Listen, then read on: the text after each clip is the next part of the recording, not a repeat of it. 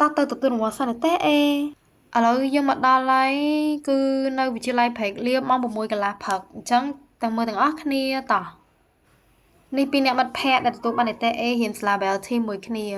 ហើយឥឡូវសិស្សនិទ្ទេស A ក៏ទទួលបានរង្វាន់រៀងៗខ្លួនដែលម្នាក់ៗទទួលបានទឹកប្រាក់20,000រៀលកាបូប1បិច2ដើមនិងសៀវភៅចំនួន1ដុំមាន10ក្បាលនៅខាងក្នុងនឹងចំពោះការទទួលរង្វាន់នឹងដែរគឺធ្វើនៅវិទ្យាល័យព្រែកលៀបសិស្សដែលចូលរួម